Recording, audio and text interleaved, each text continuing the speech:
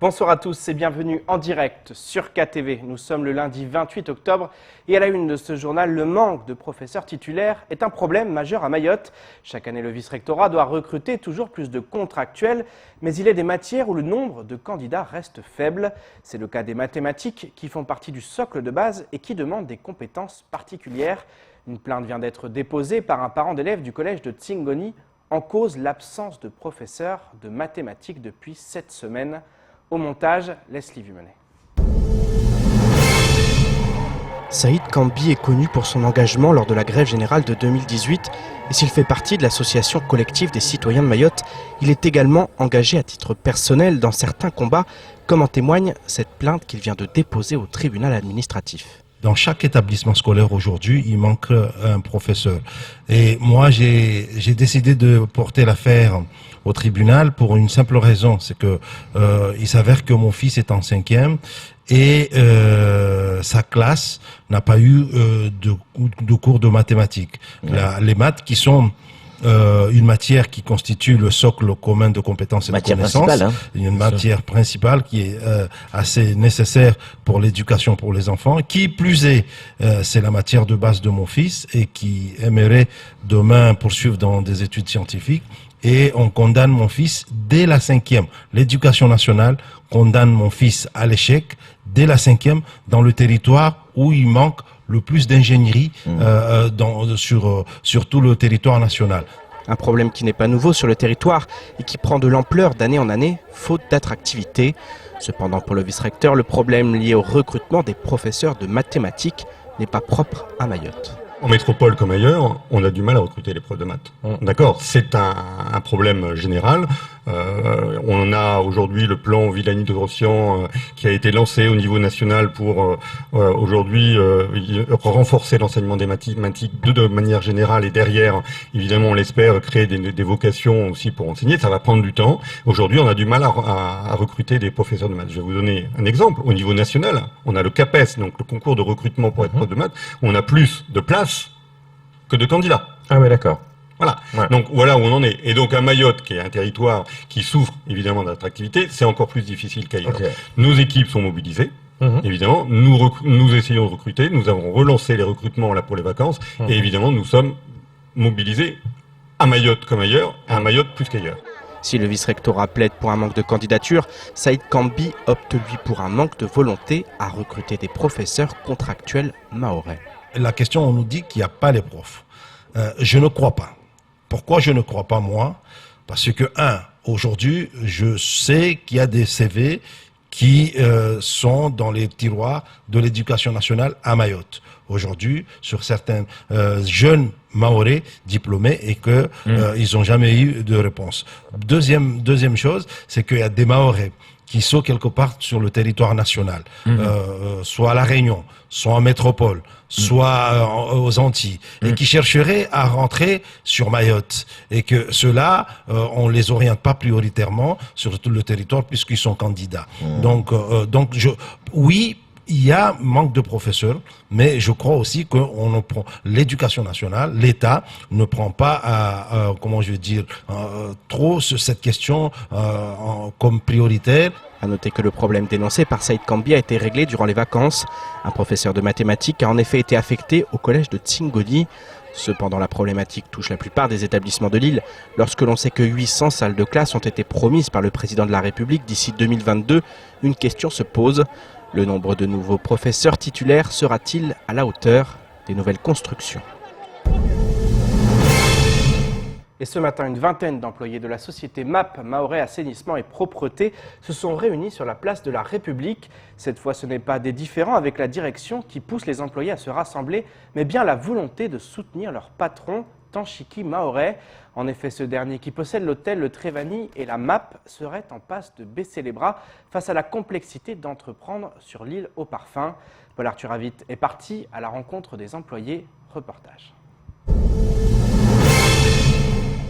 Avec près de 114 employés par la société MAP, Mahorais Bling Bling et l'hôtel Le Trévani, Tanchiki Mahorais fait partie de ces entrepreneurs qui aident leur village, celui de Kungu, particulièrement touché par le chômage, dont 90% des employés sont originaires. Le problème, une partie des aides censées lui permettre de mener à bien ses projets n'ont jamais vu le jour. Par conséquent, le patron commence à baisser les bras par manque de moyens financiers et de lassitude face aux formalités dures à mener à bout sur Mayotte. Raiki Issan, employé du Trévani, nous liste quelques projets qui n'ont pas pu voir le jour par manque de financement. On avait un projet d'agrandir le terre, de refaire d'autres chambres. Jusqu'à maintenant, ça n'a pas été le cas. Bon, on a fait une terrasse. Là, on a un problème de cette terrasse-là. Parce que soit on va tout démolir la terrasse. Et c'est un budget que lui, il a investi sur cette terrasse-là. Des budgets que le patron a dû sortir de sa poche en attendant les financements qui ne sont jamais arrivés. Par conséquent, les employés ont peur pour leur emploi si le patron revend l'hôtel à un autre gestionnaire. Mais il n'y a pas que les employés qui ont peur, le patron aidant beaucoup les associations. Celles-ci ne savent pas comment continuer si leur plus grand contributeur tire sa révérence. Depuis 2010, M. Maoré participe chaque saison à hauteur de plus de 10 000 € pour le soutien du club. Mais aussi, on a un projet d'acquisition des minibus financé à 50% par la Fédération française de football. Mais il nous fallait des partenaires. Et malgré ces soucis, malgré ces difficultés, il a dit tant qu'il s'agit de soutenir le milieu associatif, j'y participe. Et il s'est engagé à le faire. Des associations comme ce club qui n'aurait pas pu voir le jour sans la présence de Tanchiki Maoré. Pour se faire entendre, les manifestants ont pris le chemin du conseil départemental pour faire passer leur message aux élus, premiers concernés dans cette histoire d'aide et de financement qui n'arrive jamais. Et place maintenant à l'invité de la rédaction. Ce soir, nous accueillons Daniel Zaidani, conseiller départemental de Pamandzi. Daniel, bonsoir. Bonsoir. Alors, vous êtes ici pour revenir sur la visite présidentielle. Vous l'avez suivi de près. Vous étiez d'ailleurs sur notre plateau lors de ces 15 heures de direct. Qu'est-ce qu'il faut en retenir? On est presque une semaine après la venue du président de la République. Qu'est-ce qu'il faut en retenir? Est-ce que déjà il y a du positif? On a entendu beaucoup de négatifs. Est-ce que vous avez du positif à retenir de cette venue? Alors, il y a eu effectivement beaucoup d'annonces, certaines là où on ne les attendait pas, mais globalement, on reste sur un goût plutôt mitigé, parce que, vous savez, la venue d'un président de la République, c'est le plus haut niveau de responsabilité, et on sait qu'après lui, il n'y a personne. Et donc, ça reste pour la population de Mayotte une très forte attente, parce que nous avons beaucoup de problèmes structurels, d'investissement économique, social, éducatif. Et donc, du coup, quelque part, nous avons eu besoin d'avoir des réponses sur tous ces sujets. Bien évidemment, tous ces sujets n'ont pas été abordés. Et ceux qui ont été abordés, il y a eu des avancées, mais sur ceux qui ont été abordés, l'immédiateté des propositions n'est pas là. Et ensuite, il y a quand même aussi un bilan qui surprend, parce que, par exemple, en termes, puisque c'est lui qui a placé la question de l'immigration au cœur de sa visite, il en ressort avec une certaine satisfaction en disant, par exemple, que les reconduites à la frontière étaient beaucoup plus importantes, mais il oublie de rappeler qu'elles étaient beaucoup plus importantes parce que l'année dernière, les frontières étaient fermées. Donc, en vérité, en valeur absolue, ce chiffre ne veut pas dire grand-chose de reconduite à la frontière, puisque au final, on ne sait pas si ça veut dire une plus forte activité ou un retour à la normale, ou tout simplement une traduction d'arrivée beaucoup plus importante que dans le passé. Il n'a pas été à la hauteur sur la lutte contre l'immigration clandestine. C'est vrai qu'il en a fait le cœur de sa visite. Selon vous, il n'a pas été à la hauteur. Vous attendiez plus des annonces, peut-être? Je pense que compte tenu de notre situation quasiment unique au sein de la France, il aurait fallu aborder ou appréhender des chemins inédits, être inventif sur cette question, et je crois qu'il s'est abstenu d'aller sur ce chemin-là, en restant sur quelque chose de beaucoup plus classique, reconduite à la frontière, renforcement d'hommes, de matériel, mais au final, nous savons que toutes ces mesures qui ont, dans le passé, été éprouvées, n'ont pas réussi à changer la donne, parce que la volonté de l'homme à sortir de la misère, la volonté de l'homme à donner des meilleures conditions de vie à leurs enfants est plus fort que tout cela. Je crois qu'à un moment donné, il aurait fallu que le président de la République nous propose un chemin inédit. Et ça, il ne l'a pas fait. Il a quand même parlé de cet accord cadre. Qu'est-ce que vous en pensez, vous? Est-ce qu'aujourd'hui, vous pensez, et pendant qu'il était là, il y a eu effectivement l'arrêt de personnes là-bas, aux Comores, venues d'Afrique. Donc on voit quand même que là-bas, il y a un travail. Est-ce que c'est de la façade, selon vous? Est-ce qu'il y a une vraie volonté du côté de l'Union des Comores de travailler avec la France pour tenter de garder les personnes et de développer l'Union des Comores? Pensez-vous que quand le président de la République est venu à Mayotte et qu'il a vu les rues de Mamoudzou beaucoup propres, pensez-vous que ça correspondait à la réalité? Non. Vous le savez, nous le savons. Il le sait aussi, selon vous? C'est une vraie question. Mais dans tous les cas, je crois que les petites images qui sont faites à son attention aux Comores sont dans le même esprit que les motocrottes qui se sont baladés dans Mamoudzou ces derniers jours. Mais dans tous les cas, il est clair que si nos élus de nos communes peuvent recentrer leur politique sur la propreté de nos communes afin d'améliorer notre cadre de vie, le gouvernement de Comores peut en faire autant pour arrêter et stopper l'immigration. Mais il ne faut pas se satisfaire de petites actions qui, en soi, ne ralentissent pas du tout le flux migratoire. Parce que, comme je l'ai dit, il y a beaucoup à faire aux Comores, mais je ne souhaiterais pas qu'on lie le destin du développement de Mayotte à celui des Comores. Aujourd'hui, tout notre développement dépend de l'immigration. Et l'immigration, c'est pas Emmanuel Macron qui la conditionne. Ce sont les passeurs de Kwassa. Et ça, c'est très délicat pour pouvoir mener nos politiques publiques parce qu'au final, on n'y arrive pas. Donc nous, à Mayotte, nous attendions vraiment des positions extrêmement fortes. Regardez par exemple, sur le volet économique, qui est quand même important, parce que je rappelle que nous avons plus de 35% de taux de chômage, qui a pris 10 points en l'espace de 2 ans, et pour autant, ce sujet n'a pas été abordé. Nous avons 84% de la population qui vit sous le seuil de pauvreté, et pourtant la lutte contre la pauvreté n'a pas été abordée. Maintenant, sur le développement économique, Daniel Zaidani, qu'est-ce que vous attendez et qu'est-ce que vous attendiez du président de la République? Là, on le voit aujourd'hui, on a des Mahorais qui se mobilisent pour dire on a des patrons à Mayotte qui font le travail, qui nous emploient, mais ils n'ont pas assez d'aide. Aussi des élus. Et ça aussi, le président l'a dit, il faut que ce travail pour le développement de l'île, il se fasse de manière commune aussi, que les élus jouent leur rôle. Est-ce qu'aujourd'hui, c'est suffisamment le cas? Pour que le message passe bien auprès des élus locaux, il aurait aussi quand même fallu que le président de la République, dans les différentes rencontres qu'il a fait avec les élus, que ce soit à l'aéroport, que ce soit sur la commune de Mamoudzou ou à Mtamboro, il aurait fallu quand même que la première collectivité du territoire soit associée.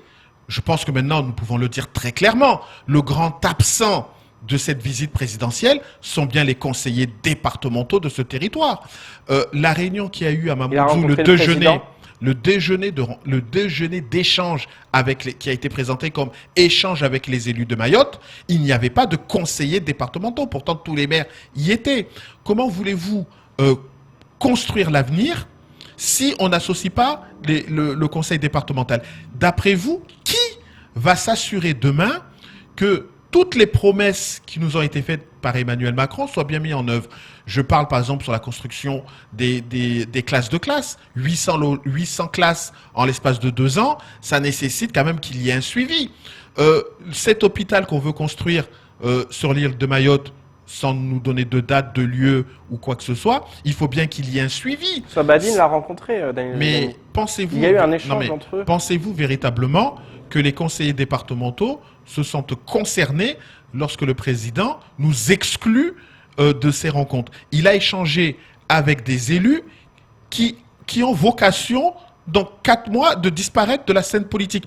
C'est pas de la mauvaise langue. Je rappelle simplement que le taux de turnover dans les communes de Mayotte, en général, à chaque élection, est extrêmement important. Sur 17 maires, en général, on en retrouve 2 ou 3 qui reviennent. Donc, moi, je m'interroge sur ces échanges qui ont eu essentiellement avec les conseillers municipaux qui ont vocation à ne plus être là dans 4 mois. Est-ce que d'une certaine manière, ce n'est pas un message subliminal laissant entendre que je fais des annonces, mais ceux qui sont chargés de ce suivi ne seront pas là pour pouvoir s'en assurer. Les conseillers départementaux, dans 2 ans, à la fin du mandat d'Emmanuel Macron, seront encore là. C'est-à-dire que notre départ devrait se faire simultanément que les élections présidentielles. Donc, dans tous les cas, je ne comprends pas pourquoi les conseillers départementaux n'ont pas été associés. Je ne comprends pas pourquoi les acteurs économiques, les acteurs syndicaux, les acteurs associatifs qui ont vocation justement à rester sur le territoire n'ont pas été associés à cette visite.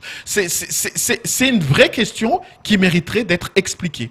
Il est resté 24 heures, c'est peut-être l'une des explications. Sur l'éducation, justement, vous l'avez dit, 800 salles de classe, ça semble presque irréalisable. Or, le vice-recteur qui était sur notre plateau vendredi dernier, le midi, nous a montré un calendrier avec effectivement ces annonces, ces 8 collèges, ces 3 lycées, ces 3 cantines centrales qui doivent voir le jour d'ici 2022. Il a expliqué qu'il avait un calendrier et qu'il y avait un point qui était fait tous les mois. Et ce point serait effectivement fait jusqu'en 2022 pour tenir les annonces qui ont été faites. Ça semble quand même du concret aujourd'hui. Vous y croyez ? C'est du concret. J'y crois. Mais je regarderai d'abord ce qui se passe à Pamandzi. À Pamandzi, nous avons un collège qui est surchargé en termes d'élèves. C'est un collège 800 qui a le double de ses élèves. Les classes, c'est en moyenne 33 à 35 élèves par classe. D'accord. L'année dernière, à la même date, le vice-rectorat s'était engagé à construire 5 salles supplémentaires et, pour faire vite, de mettre du modulaire. À la rentrée, c'est-à-dire 1 an plus tard, à la rentrée de cette année, il n'y a pas eu ces salles. On les attend peut-être pour l'année prochaine, on verra bien. Mais moi, je vois simplement que si on ne respecte pas des engagements qui sont tenus à des parents, il ne faut pas être surpris par la suite que la population n'y croit plus. Parce qu'au final, le président aujourd'hui, il nous dit 800 classes. Personne ne sera contre. Le vice-recteur dit on y arrivera. Je ne vais pas le contredire. Mais par contre, nous allons observer. Donc maintenant, il lui appartient de faire les choses. Mais s'ils ne sont pas au rendez-vous dans 2 ans, ne soyez pas surpris que les gens s'éloignent de plus en plus de l'engouement populaire lorsqu'un président vient sur le territoire. Un dernier mot, Daniel Zaidani, avant de nous quitter. Le président de la République, Emmanuel Macron, vous l'avez soutenu lorsqu'il était en campagne. Aujourd'hui, le MDM, toute une partie du MDM, et notamment la branche du président, Hassani Abdallah, qui aujourd'hui est encarté quelque part La République En Marche. On voit les radicaux qui ont rejoint le MDM, qui sont aussi des fidèles d'Emmanuel Macron. Vous, comment vous vous positionnez ? Est-ce que vous êtes pour la politique qui est menée ou est-ce qu'au contraire, vous êtes en train de vous séparer finalement à la fois du MDM, de cette branche-là et aussi de La République En Marche ? Alors, moi je suis profondément MDM. Là-dessus, quelle que soit l'orientation qui soit prise, on n'arrivera pas à m'en défaire.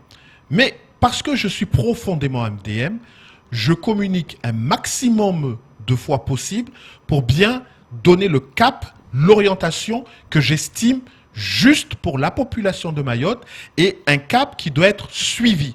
Maintenant, il appartient effectivement à l'exécutif de notre parti d'en faire autant.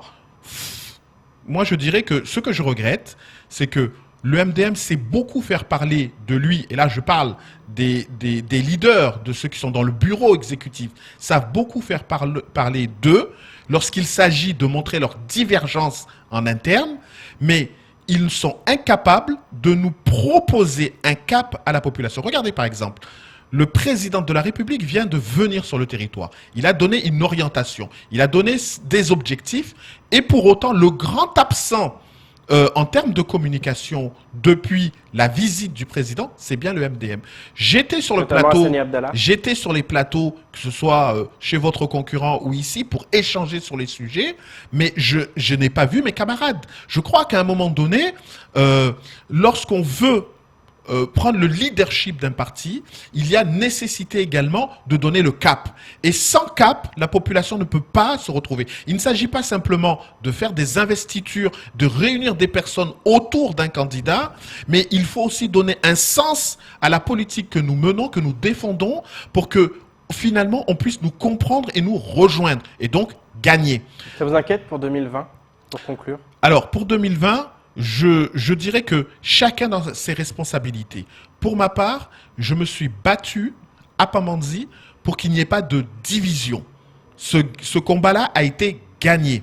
Maintenant, nous combattons pour faire émerger nos idées à Pamandzi, parce que ça fait 12 ans que le MDM ne dirige pas la commune, et ça fait 12 ans que notre ville est soumise à des désillusions, de promesses non tenues, et donc aujourd'hui nous nous battons pour conquérir la commune de Pamandzi, et c'est ça mon objectif. Il appartient maintenant au MDM, à nos dirigeants, de faire autant sur le territoire, et à la fin du mois de mars, on viendra faire le bilan de les orientations qu'ils ont prises et les nôtres. Mais s'agissant d'Emmanuel Macron, pour être très clair, je constate dans les faits que ce qui nous avait été annoncé par le candidat n'est pas ce qui est fait par le président.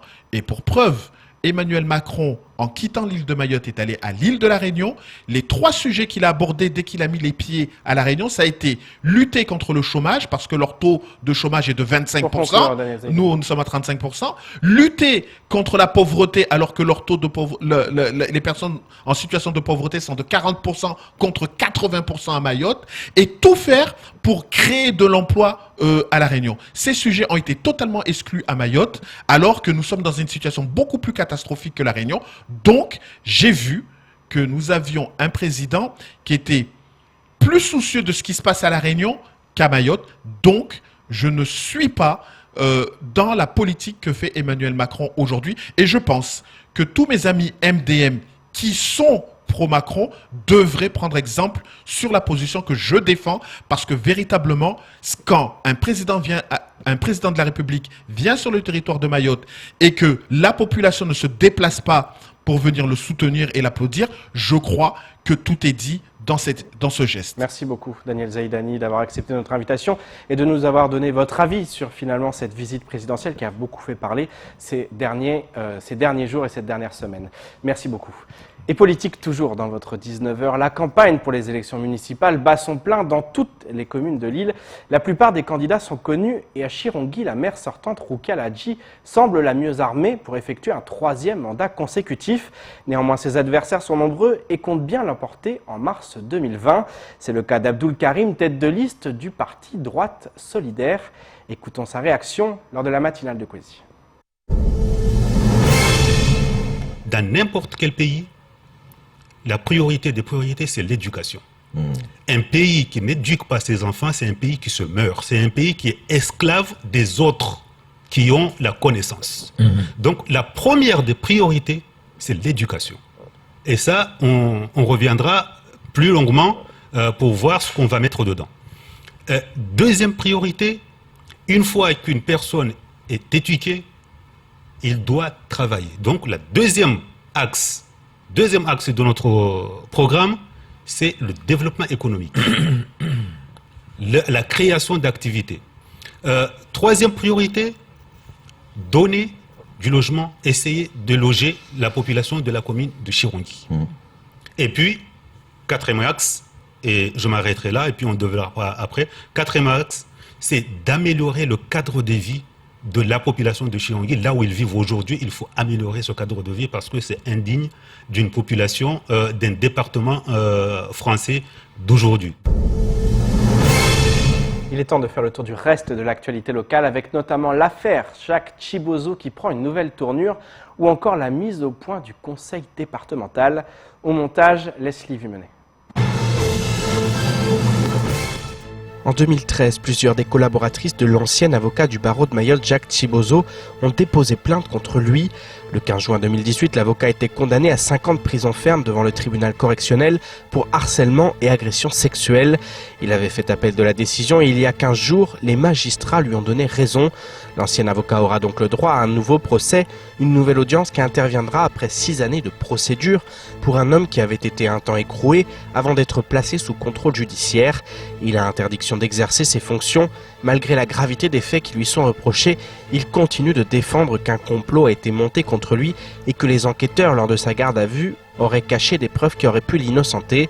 Pour rappel, ce n'est pas la première fois que l'ancien avocat se retrouve devant la justice. En mai 2017, il avait déjà été condamné à 3 mois de prison avec sursis et une amende de 250 € pour des faits de subordination de témoins et de violence volontaire. Mardi dernier, seules quelques centaines de personnes ont assisté au discours du président de la République sur la rocade à Mamoudzou. L'une des explications consiste à mettre en cause le dispositif d'acheminement du public mis en place par le conseil départemental. Face à ces accusations, l'institution a réagi en expliquant avoir mis en place la gratuité de la barge le 22 octobre, pris en charge l'achat de bouteilles d'eau et installé des toilettes publiques comme la réglementation le prévoit.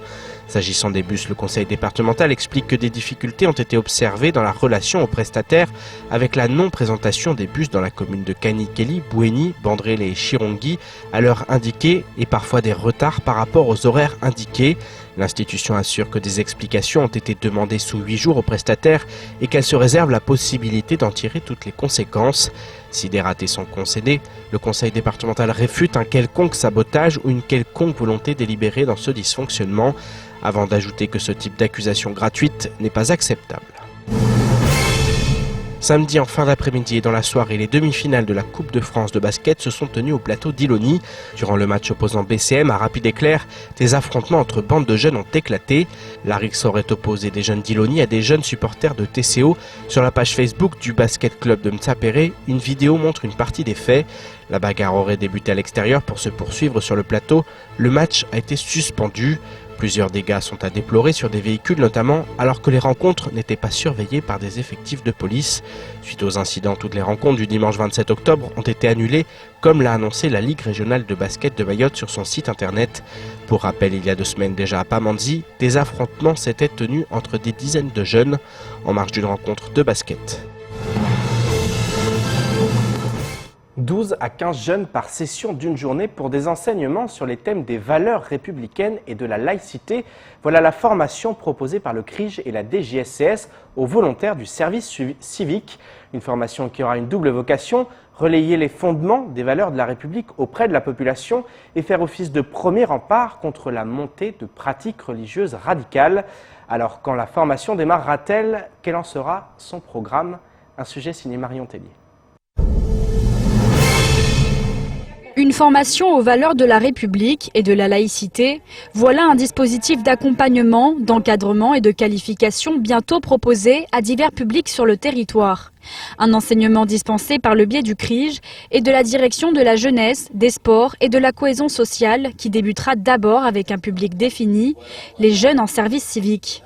L'objectif d'ici 1 an, avoir formé chaque volontaire en service civique sur le territoire. Nous avons là une opportunité, un public qui est déjà engagé, ciblé, localisé, puisque ils sont tous dans des structures.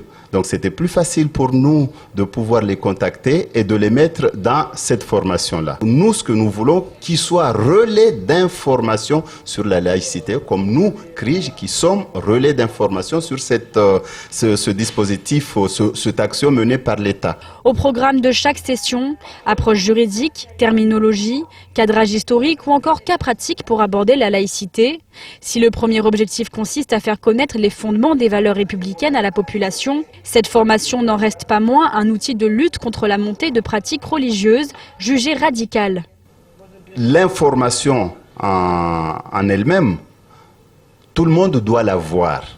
L'information, ça part du responsable jusqu'au petit. C'est pour éviter ces comportements extrêmes. Donc l'éducation, la sensibilisation n'est pas destinée uniquement aux adultes, mais également aux enfants, aux jeunes, etc. En effet, si aujourd'hui 150 mosquées sont répertoriées sur l'île, il en existe des non officielles dans lesquelles la teneur des prêches proclamées reste inconnue. À cela s'ajoute une nouveauté, l'islam à Mayotte, jusqu'alors considéré comme tolérant, tend désormais parfois à être pratiqué avec une nouvelle rigueur qui inquiète. Le débat est donc ouvert quant aux autres solutions de prévention qui pourraient être déployées sur le territoire. Pour l'heure, le CRIJ continue de préparer sa formation aux valeurs de la République et de la laïcité, dont le premier jour aura lieu le 14 novembre prochain. C'est ainsi que s'achève ce journal. Merci de nous rester fidèles sur KTV. Pour ma part, je vous donne rendez-vous demain dès 19 h pour décortiquer, comme chaque soir, l'actualité locale. Excellente soirée sur Coésie.